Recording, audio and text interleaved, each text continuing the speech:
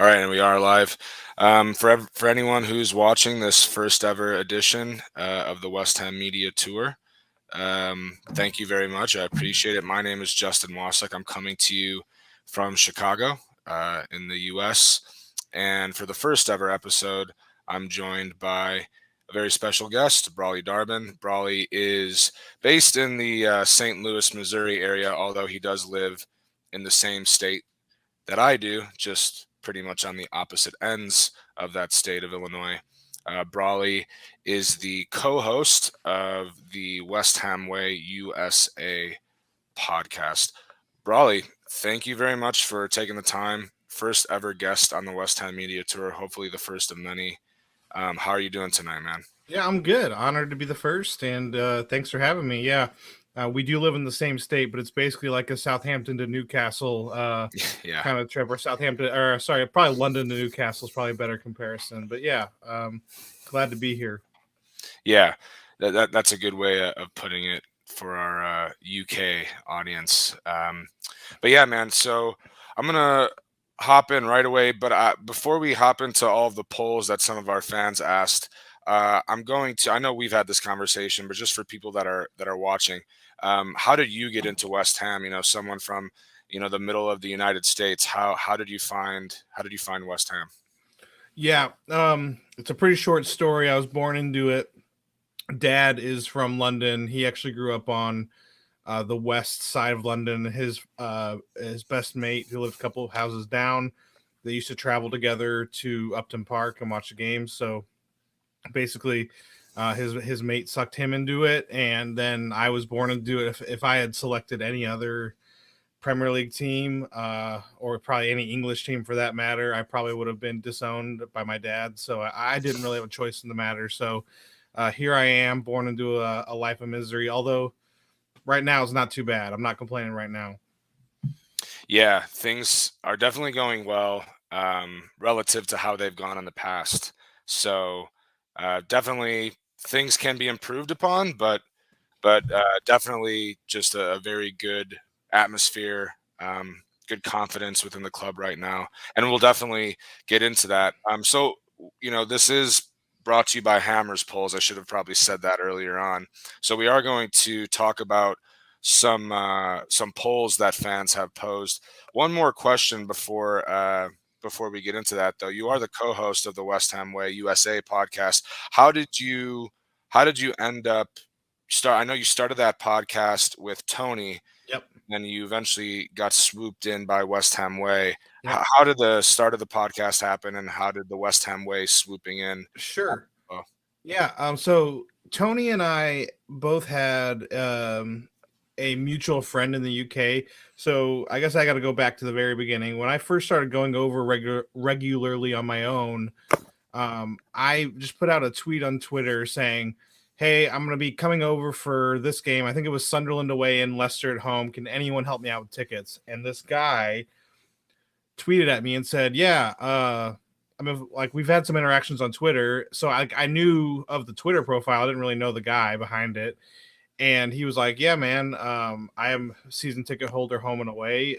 You'd be more than happy to join us." Now, again, Sunderland away, it's like the furthest away game possible. So that means I'm getting into a car with this guy I've never met in my life for a 5-hour drive up north and back. My grandparents were totally against it. They did not want me to do this at all. They were like, "Are you sure you want us to drop you off with this guy?" And I told her it was okay. But so fast forward, Tony basically does the same thing, and this guy basically takes Tony in under his wing as well. yeah, nice. He connected us, and then he basically told us, like, "Hey, there's not really any like international West Ham podcast. Like, it's just like English people basically. So, like, it'd be cool if you two got together and did one." So Tony and I met in person for the first time. We went to Stoke away when Arnautovic scored on his Mm, return back up there, that crazy game. And then we did Arsenal away in I think it was the League Cup quarterfinal. And we talked about it then, like, "Hey, like, is this something we want to do?" And he was like, "Yeah, I'm down." So basically, we started a podcast for the American West Ham podcast. And so we did about, I want to say like a year and a half or 2 years under our belt with them. And then the West Ham Way event in Las Vegas back in 2018 or 19, whenever that was, we I went on Dave and X's show, and they told me they actually listened to my show, which I was honored by that. And they had talked about like, hey, like, would you want to come on and basically be our international podcast? And after some consideration, we did it. So that's basically how we became part of the West Ham Way. So that gives Mhm. you a long-winded answer to that. Hopefully that answered your question. Oh, great story, great story. And I think you just announced that we're finally gonna have another Vegas event. I know last year we couldn't obviously due to the pandemic, but Yep. I think we'll be doing it the last game of the season, May Yep. 22nd. So May the 22nd. If you're interested, keep an eye out on Twitter because we're going to be announcing ticket details. I'm basically helping plan this one and Nice. help run it alongside Dave X and John Black. So yeah, we should know more details coming up very soon about where the location is going to be and how much the ticket price will be. But yeah, if you didn't get to go to the last one, you shouldn't miss this one because it's going to be a lot of fun. And then in the future, within the next year or two, hopefully we're going to be taking it on the road, away from Vegas and into cities like Chicago, into Nice. cities like New York. I mean, that's the goal. So, Nice. um, yeah, hopefully we'll be seeing you in the next year or two with an event in Chicago. That'd be awesome. Yeah, and I do plan, barring any unforeseen circumstances, going to Vegas as well. Sweet. Definitely want to try Awesome. it That's out. So exciting. there is a chance I'll actually go. I'll try to go to England for that last game, just because it's Noble's last Noble. one. That's the only thing that X was hung up on. Like, if we Yeah. do this on the last day, that means we're missing Noble's last game. But that day gave us the most flex or the most firmness because Yeah. that game's not going to get moved out of that time slot because all the games are played at the same time. What sucks is if Yeah. you plan a game, and then Sky comes in, changed it to a Friday or a Monday, and then you're totally screwed. So Yeah. that was the reason that game was selected. Yeah. Yeah. Sacrifices, right? Got to make them once in a while. Yep. But yeah, man. So let's dive right into it. So we're gonna go with our first poll question, courtesy of uh, WHUFC_Woody. He basically asked people what the priority should be for this January transfer window. Is it a central defender or a center forward? 53% said a center back, a central defender. Would love your opinion on the matter. It's actually a really good question. My answer is going to depend on what the status of Kurt Zuma is because prior to him and Agbana getting injured, this would have been an insane question, right? Like, Right. obviously, we need a striker because we never have anything coming off the bench to help us out. But now, if Zuma is ahead of schedule and back within a month or two, then that kind of changes things. And I would definitely rather go with the center forward. If he's going to be out for 2-3 months and we're looking into April and May, and so when he's coming back, then I'm probably going to say a central defender because it seems like we can improvise up front, whereas we can't improvise at the back. So, yeah, that's so tough. I think right now, if I not knowing anything, I think I would rather see a striker brought in personally, a center forward. But it's 1A, 1B for me. Those are the two Yeah. positions. I would personally rather see us spend money on a striker rather than a central defender at this point. But I think both positions are a must, if I'm honest, in this window. Yeah. Yeah, I mean it's no surprise that the percentage was so close to 50-50 Yeah, because you really could, it is a toss up. Um at this point I hope we just sign one of the two, right? yeah. Knowing our transfer history. I'm gonna go on to the opposite of you. I'm gonna say central defender. Again, it is 1A and 1B, but I say central defender because, and you mentioned this, we can improvise up front. And I liked what I saw out of Alessi and Baptiste Hmm. in the Europa League match against Zagreb. But they are, I mean, I don't think if either of them have made their Premier League No, debut, I don't yeah, believe so. I don't believe so either. So, you know, up top, you could put Bowen up there, Yarmolenko, I guess you Yeah. could. No, Yeah, thank you. don't even get me started with that. But you could play sort of a false nine.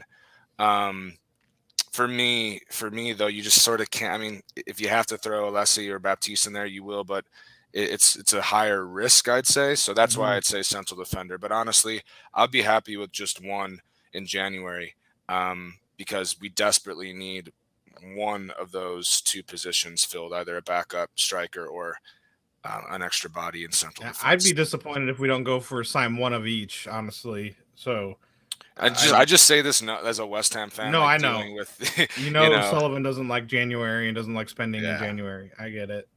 I will say on the striker before we move on to the next question, I don't foresee signing like a big 30 million pound striker in No. January, and nor do I think we should do that. I just think we need a body, some even a 6 month loan at this point, Yeah.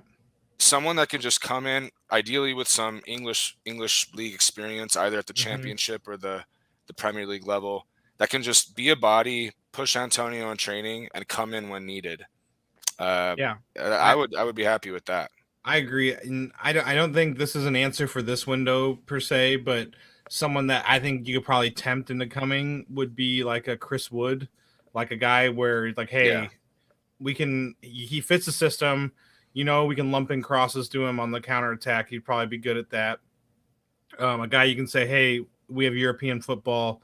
You probably won't start all the games, but we're in so many competitions. Like January probably wouldn't be the window to bring a guy like that in, but like that's a guy I look at. Like he's at Burnley. If they get relegated, especially, you could probably get him at a decent price. So, but as for this window, seems like the name that everyone's talking about is that Hlozik guy from Sparta Prague, and yeah.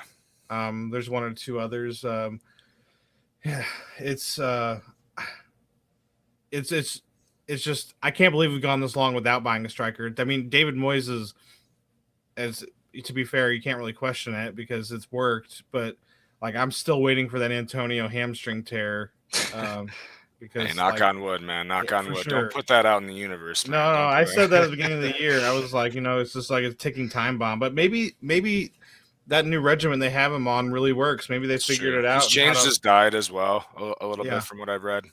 So So maybe, hopefully, he's figured it out. I really hope so. But I still think even a championship guy, bringing a guy from the championship, just to give you a different option, yeah. I'd be okay with. Well, speaking of strikers and Hlozek as well, Tony Pearson too said, which would you rather have, Bellotti, Traore, Lingard, Hlozek? Before I turn it over to you, I am very glad to see Traore last. Mm. I don't rate him, especially for I read 20 million on Twitter, way overpriced. The guy is a physical specimen, can't finish worth a lick. So really glad people said 7%. Lingard wins this poll with 37%. Hlozek coming in at second at 31%. So yeah, out of those four, who would you like? Lingard's the obvious choice because you know what you have already, whereas Bellotti and Hlozek, excuse me, you're not sure what you have there because they seem good in the leagues that they're currently in, but Traore, I'm more of a fan of than you are. I you know I'm a fan of his. I want to say I'm just not a fan for 20 mil. I would agree with that. I would like if it was like 10 or 15, even 15 would be pushing it for me. I think you just look at the track record that David Moyes has converted wingers into forwards, and that's the guy that fits that mold better than any other human being on the planet, in my opinion. A guy that pace, power, technical ability, meh, finishing, meh. Yeah. And David Moyes seems to figure out how to get around the technical ability and figure out the finishing. So Traore, if the price is right, I would move him up to second place behind Lingard at 20 million. At 25, I'd probably leave him where he is and just say not interested. Yeah. Maybe address that in the summer if he's interested in coming. But it's I love Adama Traore, and I would really like to. I would honestly really like to see him at West Ham. Because I went on a Wolves podcast and we were talking about him, and it's different when you're talking to Wolves fans about it because they've been very confused as to why he's gone down the well that he's gone down. At one point, I mean, they were like turning down offers of 50 million for him because they wanted to keep him. So, but Lingard, hands in a way, the best option out of that bunch for me because, like I already said, you saw what he did last year. We know he won't have any problem adapting. He can play for David Moyes. The dressing room likes him. I mean, he ticks all the boxes for me. So, Yeah. yeah, I would agree with that. I don't know enough about Bellotti and Hložek, if I'm honest. I don't watch enough international football outside of England and the United States to really know much about them, and I don't do my research on them. So I would have to trust the scouting department on that. Yeah. Yeah, I agree with you on Lingard being number one, just because the guys know him. You know that he would have a good attitude and fit well. I am a little hesitant that, based on reports at least, it seems that he's taken some convincing to come back. I don't really want someone that is hesitant to be here, but who knows the real deal? Who knows what's really going on in Jesse's head? I'm sure he loved his time here. It certainly resurrected his career to a point until he went back to United. Yeah. But it would just be the obvious fit, right? We sort of know what we're going to get. I'm not expecting, 9 goals in a half a season again, but he certainly would better the side, and the guys love him. Hložek for me, what is he, 19, 20, very young. Mhm. I would definitely love to take a chance on the kid. Yeah. Excuse me. And I'm sure we have some good scouting reports on him, given that he's with Sparta, which is Kretinsky's team. Yep. But still young, someone that we probably won't get in January, and someone that, even if we did, wouldn't make a quick impact. Traore we talked about, and then Bellotti, I like you, don't know too much about him, don't watch a lot of Torino games. And he is 28. Just feel like, I don't know, at this point in his career, if he was that good, would he still be at Torino? Hmm. Seems like he also wants to stay in Italy. Milan's looking at him, so I don't even think that we've been linked with him for like 3 or 4 years. I Yeah. feel like he's just not gonna do it. So yeah, Lingard wins that one. I think we both agree. And then Tony Pearson also asks, on the flip side, on the defense, Digne, Tarkowski, Phillips, or Coletta Carr. I'll let you take that one. Oh, that's so tough too because I think we need a center back more than we need a left back, but the Yeah, quality of Digne is better than any of those three, I think. yeah. So do we know what the price would be for Digne? I know the wages seem to be the stumbling block. I don't know Yeah. how much he would actually cost. So I don't know either. I don't know. that's a question mark. I would throw Nathan Ake up there above Phillips probably and just below Tarkovsky. I think I agree with the order that's going on. I mean, it's Tarkovsky, Phillips, and Coletta Carr all seem to be basically virtually the same in terms of the fans wanting them. Yeah.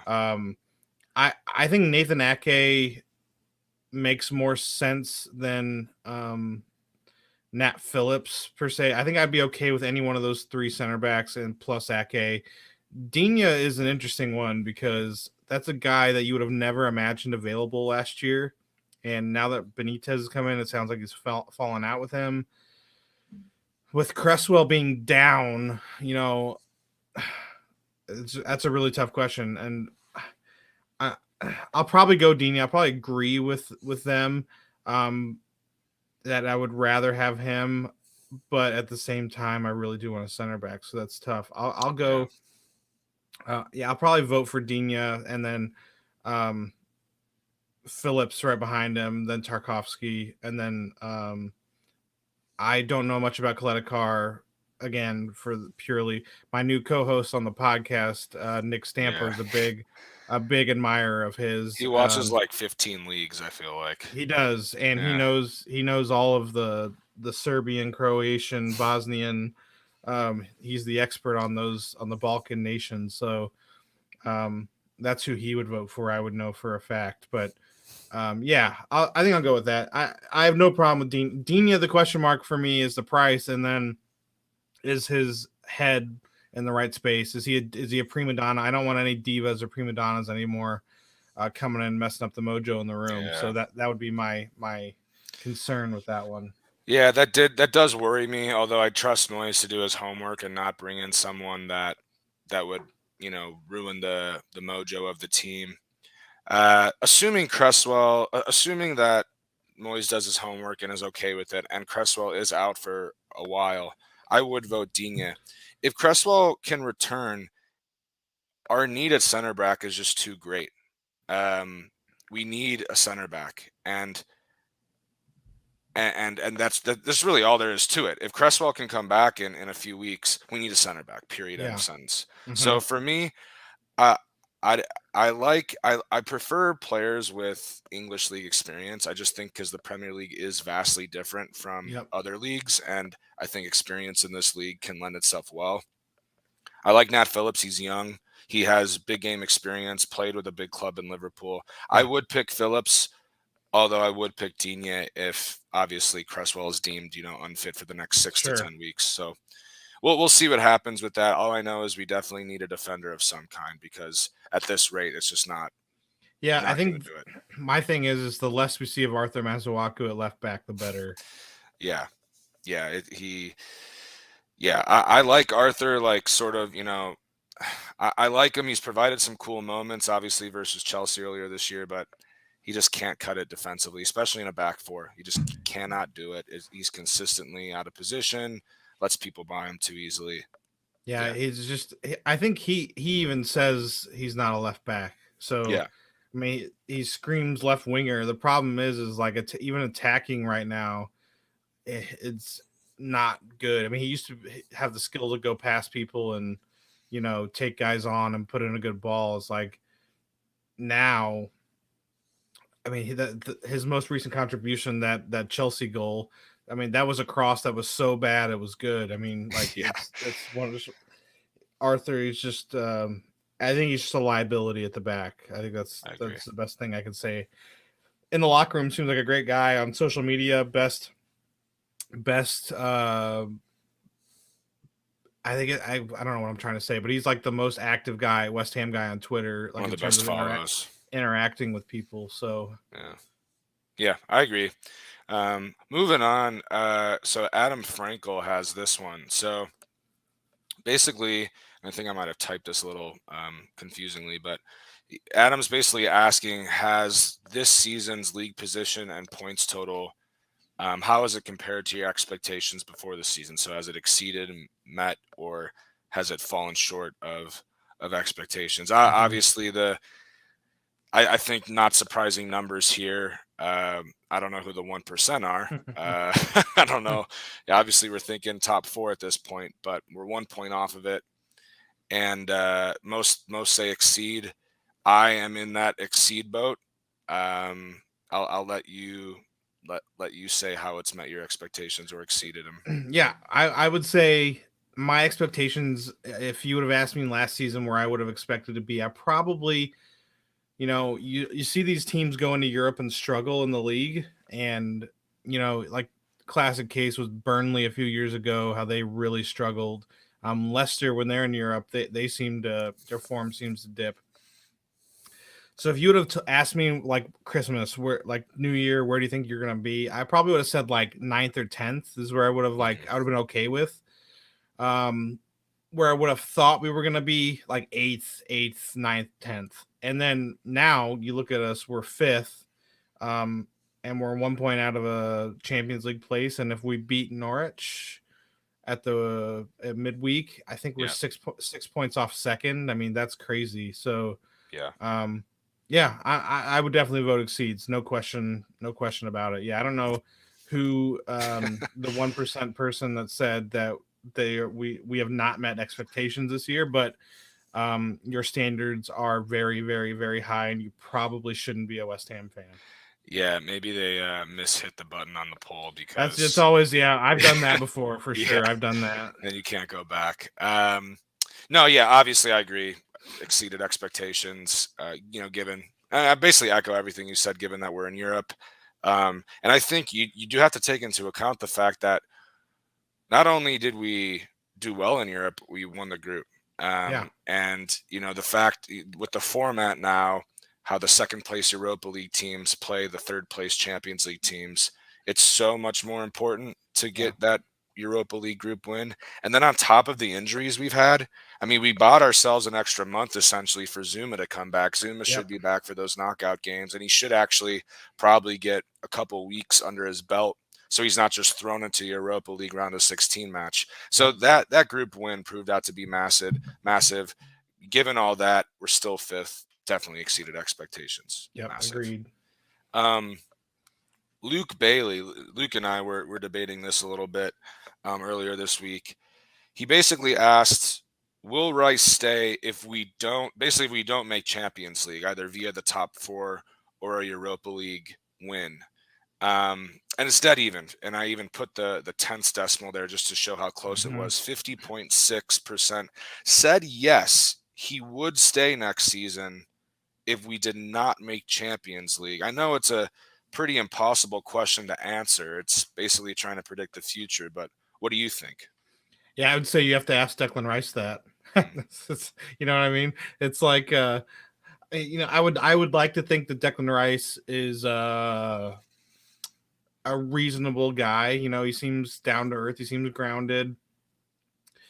Um it's it's really tough because he's so good. I say on my podcast, I'm like every time I watch him play for us this season and last season, I'm like very thankful that I'm getting to witness what I'm witnessing because he is like he's that good. Yeah. Where I genuinely, people will probably think I'm crazy for saying this, non West Ham fans, but like genuinely, I think you could walk into any team in the world and not look out of place. Like if you put him in Barcelona, Real Madrid, Bayern Munich, Man City, Man United, Chelsea, Liverpool, I don't think he would skip a beat. Um, I think he's that good, and it's like this season with watching him with the ball. That's where he's made the most. That's where the eyeballs have gotten Yeah. that figuring it out, like how good he is with the ball now, because he's just driving forward, like he's like a gazelle with the ball, just taking these huge Yeah. strides with the ball, and then having the awareness and ability to just make a little flick and go around someone and find the pass, like Lanzini's goal at the Yeah. I was just weekend. about to say that. Yeah. It was that exact thing. So it's like I'm like I have to remind myself like this might not go on forever because it's pretty inevitable that's going to happen at some point Yeah. that we'll get that 150 million pound offer and he'll go. That being said, to answer the question, do I think he'll stay if we don't make top four, win the Europa League? I would say I would vote a hard no. I don't think he will, simply because his prime years are. The thing is, he's what? How old is he? Is he 20? 22. 22. Like he's still got to these Time is on his three side. year window to go into his prime, and I would assume that he's going to try to fill that time with as many Champions League and league titles as possible. So if we don't qualify for Champions League, I would assume I don't think he's the guy that's going to force a move, but I think he'll say to his agent like, "Hey, if one of the Champions League teams want me and it's going to work for West Ham, then I think I would like to go explore my new challenge." Interesting. So I disagree. I say yes, he will stay. Um, and I mean, barring, I mean, if Real Madrid come knocking for 120 mil, let's say, and he maybe he then would go, but I don't see that happening quite yet. He is 22. I mean, he does have a few years until his prime. Therefore, I don't think he's in any rush. Um, I could see him leaving if we finished like ninth, 10th, sort of middling and mid table. I could see that. But I think if we make European, especially if we make Europa League again, I don't know. I think it would be great experience. Yet more European Mm. football. He's the leader of the team. He's going to be playing week in and week out. Something that you may not be able to say if he goes to Real Madrid or a Man City. I think he stays. And West Ham have all the leverage. I think they're after this season, he has 2 years plus a club option.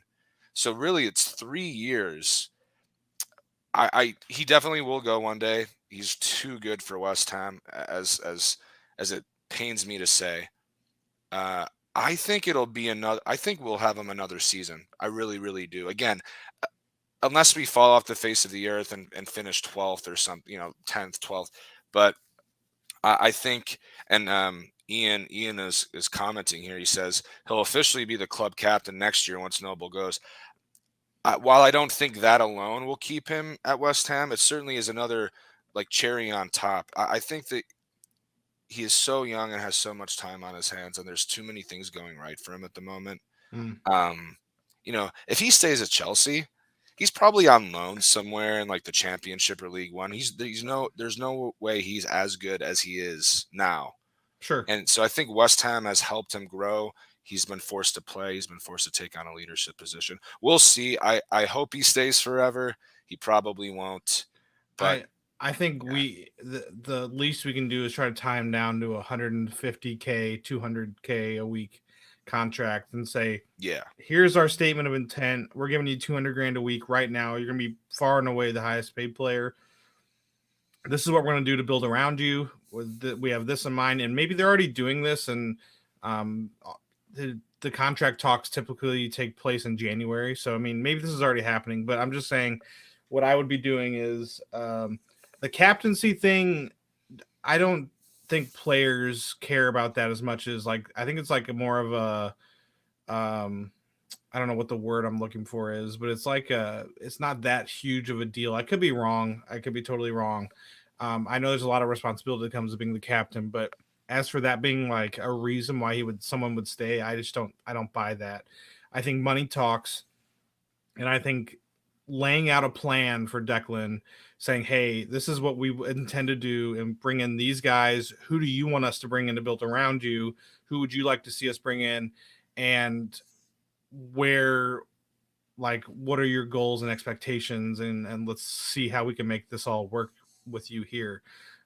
Like if you get Yarmolenko off the books right away, I would give every penny that we're not spending on Yarmolenko, give it to yeah. Oh Declan. my God. And then probably the same with like Arthur. Like if I could get rid of him um for little to no money and just give him the wages, I would be totally fine with that. Again, not my money, so that's what I Right. always like to say. It's not my money. I could care less if someone's making 500 grand a week or £1,000 a week. So yeah, I mean, let's treat him as a precious commodity that he is, and let's let him know how much he means to us as a club. Sit down with him, give him what he wants, and then let's see if we can bring in some guys that he wants to play with. Yeah. Talking about contracts, our striker signed. Well, technically didn't sign a new deal, but essentially got his Extension. current deal extended. Yeah. Yeah. So it's through the 2024-2025 season. So that's what? That's 3 years down the three road. more years after this one. He'll be 35, I believe. It'll be his 10th season with the club. I mean, he's always said that he wants to retire at West Ham. I think West Ham is the perfect club for a player like Mikel Antonio, a Uh-huh. personality like Mikel Antonio. He's certainly benefited West Ham. West Ham has certainly benefited him. Our all-time Premier League goal scorer will probably remain so for a while. It's just been a match made in heaven, hasn't it?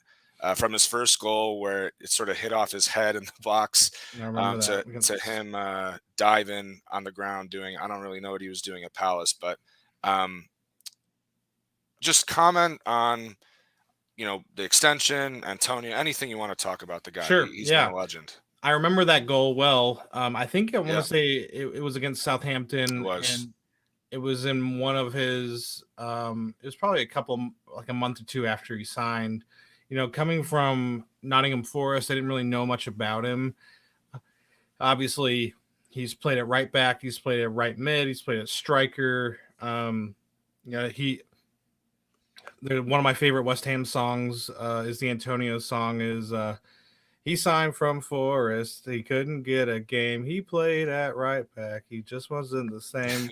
Out on the wing now. Sit back and watch him go. He scores for West Ham. Mikel Antonio I've never did heard it. that song actually. Oh, that's probably my favorite current player song. Oh, Although I would nice. change the part that says "out on the wing now." I would put playing up front now. Sit back and Yeah, watch him go. But yeah, I love that song. So that's apologies for great. my singing ability, but yeah, it's one of my. I think that song's much better than the just repeating Antonio over and over again. Antonio, Antonio, Yeah, Antonio. that's all Because I know. Yeah, yeah, because like Spurs were singing that at Conte the other day. I heard it. I was like, that makes me really not like that song. Yeah. So, but Yeah, I mean, I love Mickey. I love him. of So course. I can't say a bad word about him other than I wish he didn't get so injured so often. Yeah, yeah, imagine if he's stayed healthy consistently, how much how much more of an impact he'd make, how many more goals he'd score.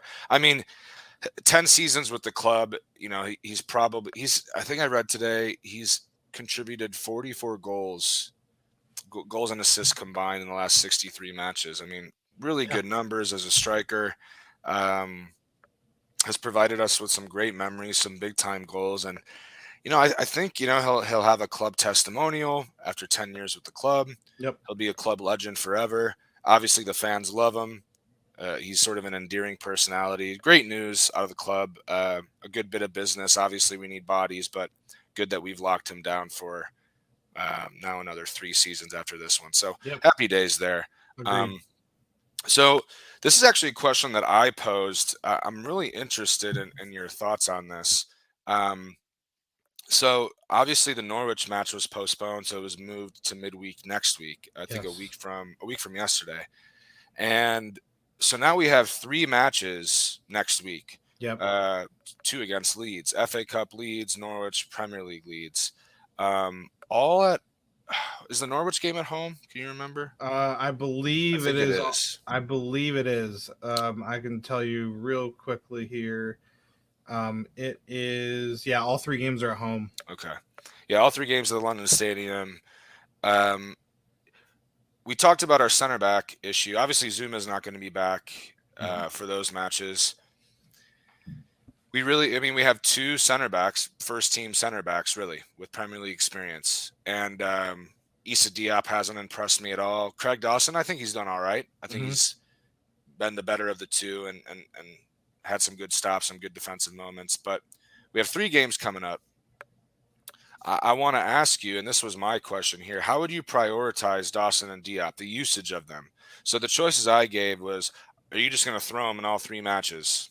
The Leeds, Norwich Leeds. Are you going to prioritize the Premier League?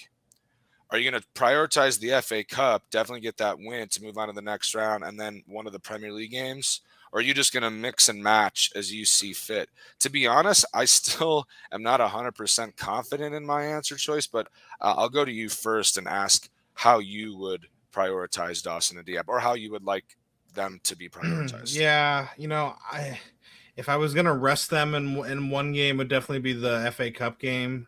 Okay. I am desperate to win a trophy. Don't get me wrong, but I think Leeds are so banged up, and Bielsa typically plays a B, C, D team against in the cup, especially when they're not doing well in the league.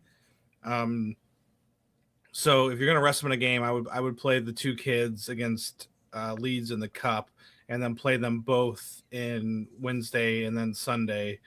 Mm, If I could see the argument of mixing and matching. Like maybe one plays all three. I'd probably say Diop play all three, and give Dawson a rest in the cup if we were going to do that. So let Diop play alongside Elise or someone like that in the cup game. But I personally wouldn't want to risk either one of them in the cup game. Now, if the Norwich game is the big wrench and things because we were supposed to have a week between yeah. games, and if that was the case, I would say you play the same team against Yeah. Leeds in the cup and then Leeds at home in the league. I would say you play the same team in both spots. That Norwich game, COVID kind of screwing everything up. That makes things difficult. I would probably play a Europa League style squad team against Leeds in the cup, and then go real strong in both league games. But that's what I would say. So I would definitely vote Premier League in that Yeah. poll. And most people agree with you. I'm of the mix and match quality. I I want to win a trophy, and I think against the banged up leagues, you have to take advantage of moving on to that next round. Now, that's not necessarily saying that you should start Dawson and Diop in the FA Cup. I'd be fine with starting one of them, giving one of them a rest, and then maybe hoping for a big lead, and then bringing in another youngster. Maybe starting both of them, and then if we get to a 3-0 lead, although 3-0 isn't too good for us lately, but getting out to a comfortable lead, then subbing them off, mixing. I don't know. That's why Moyes gets paid the big bucks and I don't. Sure. But I definitely want to put a good, solid team out against Leeds, just because, like you said, they are so banged up. Um, Now, again, on the flip side, you have Norwich, who you look and you say you should beat on paper, but again, it is the Premier League, and anyone can beat anyone on any given night. And you want to prioritize like you want to get the points right. You want to try to get Europe. Hmm. It's a tough one. I'm really interested to see. Knowing Moyes, I think that he's going to put out his best team for the FA Cup, especially at least when we're talking about center backs. I Yeah. think he'll put Dawson and Diop out there. I think he'll want to win the game, and he'll just hope that they can both go on Wednesday, and he'll just push off any potential rest that either one needs to have until he needs to rest them. I think he's of that mindset. He's a little bit old school that way, Sure. but we'll see. Definitely excited for the FA Cup. It's always a great occasion. Agreed. Um, so, Brawley, we're going to wrap up here, man. We've gotten through all of the polls. Again, really appreciate your time and your input here. Of course, we are Hammers polls, so we want to sign off with our last poll of the day. We're always going to give our guests that opportunity. So I did write it out for you. So if you want to tell the people what the question is, we can go from Sure. there. Yeah, I just thought it was because Lanzini has scored so many bangers over the years. It seems more recently than in the past. But my question was like, what is everyone's favorite Lanzini goal? I have a feeling I know what the majority of the answer is going to be, but Yeah. he scored some really good ones, like some really incredible goals. And I'm just saying purely from like an emotional standpoint, like what is your favorite Lanzini goal that he scored? So obviously you can't not have Spurs away last season in the 96th minute, leveling it up after being 3-0 down after 81 minutes. Pretty crazy. The City away goal is really underrated because it was a meaningless goal at the time. It was a consolation.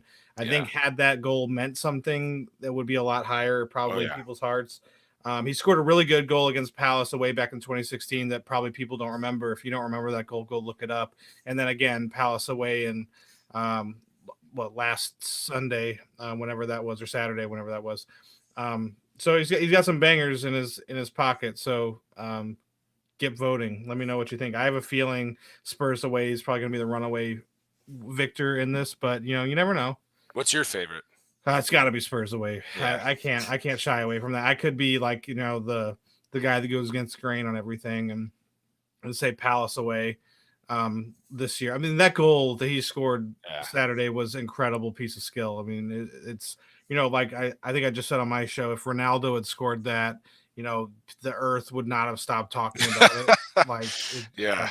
and it's because it's Lanzini and he plays for West Ham. It probably isn't going to get talked about ever again. So Yeah. You can make the argument that that goal was the most technically advanced goal out of the four. I don't think it's any question it is. Yeah. I mean, just the little touches, that little second touch or his first touch with his sort of volleyed it up to himself with Yeah. his left foot, which is, supposed to be his weaker foot. Didn't look like it. Yeah. Yeah, for me it's Spurs away as well. Just because of what it meant, right? It was against Spurs. Yeah. I wish there would have been fans in the stadium. Ugh, could you imagine? I Yeah, mean, it would have been pandemonium. There probably would have been injury, if not death, in the away end had fans been there. Oh, for sure. Yeah, absolutely. I went to Leeds away this season. Yeah, that's right. And I pulled my back like celebrating the Antonio goal. So yeah. I'm sure I forgot about that. Yeah, it was epic. So I'm sure there would have been some injuries. Well, in the away I was section. at the Gank away game where the guy lost his finger. I was standing Oh. I was right next to the guy that lost his finger. So Did you see it happen? I didn't see so we were celebrating. It was Benrahma's second goal. So we were all celebrating, right? And Gank, you're in this big cage and there's a fence all the way around. So what the guy did, I'm about 10 rows up on the aisle, far right. If you're looking at the pitch, I'm at the far right. And this guy, when they scored, he like just went to hop up on the fence and celebrate, and then I guess he had jumped up to the part of the fence that was also a gate that like slid, and so it was even sharper there. And then his wedding ring got caught as he was coming down, and they say it happens all the time. It's called degloving on a wedding finger, where it doesn't cut off you like the bone, it just like totally rips your entire finger off. Like off the And bone? the bone still is so the bone is still there. Oh And so my God. all I see is this guy. The first thing I saw was blood. I saw blood all. I guess he had come up the stairs like to let his friends know what had happened, and he was in shock. I could see the guy was in shock, but there's blood all over the place. So I was like, dude, I got to get away from this blood. I don't know what happened. And then his friend he was there with was standing right in front of me, and he told me what had happened. And then we were trying to get the medics to help him, and they treated us like we were villains. All the guy you saw in the video, the medic just picked up the finger and set it back up on the gate to give back to him, like, oh, here's your finger back, like, good luck. And all we were saying was like, go get ice, like ice is what he needs, ice, go get ice. And they took too long, and they couldn't repair the finger. But hell of a story. I mean, he's got a hell of a story. It's a shame we didn't end up winning that game, but Oh my God. Well, what a way to end the first ever episode of the West Ham Media Tour. yep. All right, Brawley, stick with us. I'll end this broadcast. Thanks everyone for watching. Trying to do this once a week, talking to different people across the West Ham media landscape. Thanks for tuning in. Come on, you Irons. Irons.